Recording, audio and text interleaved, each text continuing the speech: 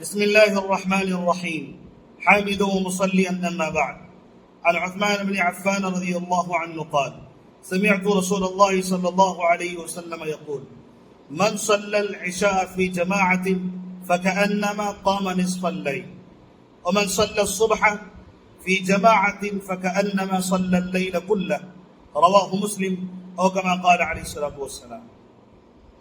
معزز ناظرین، ابھی جو میں نے آپ کے سامنے روایت پیش کی ہے یہ مسلم شریف کی روایت ہے.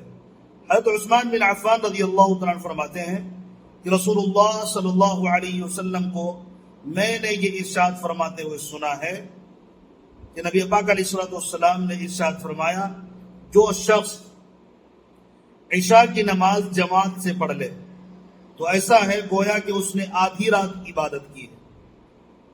اور فرمایا: اور جو شخص صبح کی نماز جماعت کے ساتھ پڑھ لے، فجر کی نماز جماعت کے ساتھ پڑھ لے، گویا اس نے پوری رات نماز میں گزار دی.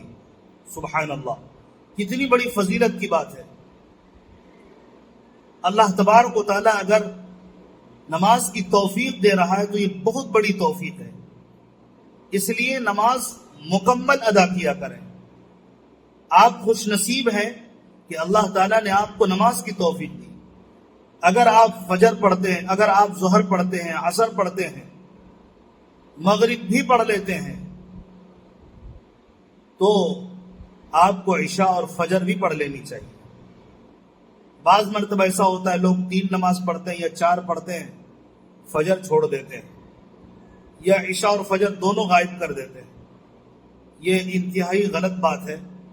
بلکہ اگر مشقت زیادہ ہوگی پڑھنے میں، اللہ تبارک و تعالیٰ اسی قدر ثواب بھی عطا کر دے گا.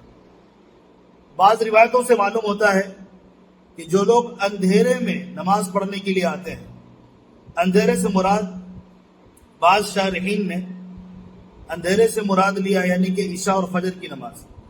تو جو شخص رات میں نماز کے لیے آتے ہیں، گویا وہ اللہ تبارک و تعالیٰ کی رحمت میں غوطہ لگاتے ہیں.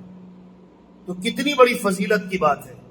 ایک آدمی عشاء پڑھے اور اس کے لیے آدھی رات کا ثواب لکھ دیا جائے، ایک آدمی فجر پڑھے اس کے لیے باقی آدھی رات کا ثواب لکھ دیا جائے. یہ کتنی بڑی فضیلت کی بات ہے، ہم اس کا تصور نہیں کر سکتے. اس لیے ہمیں یاد رکھنا چاہیے کہ یہ دونوں نمازیں بڑی اہم ہیں. ہم چاہتے ہیں کہ رات ہماری عبادت میں گزرے، یعنی ہمیں رات میں عبادت کرنے کا ثواب ملے. تو یہ بہترین طریقہ ہے کہ ہم عشاء کی نماز پڑھیں جماعت کے ساتھ، فجر کی نماز پڑھیں جماعت کے ساتھ.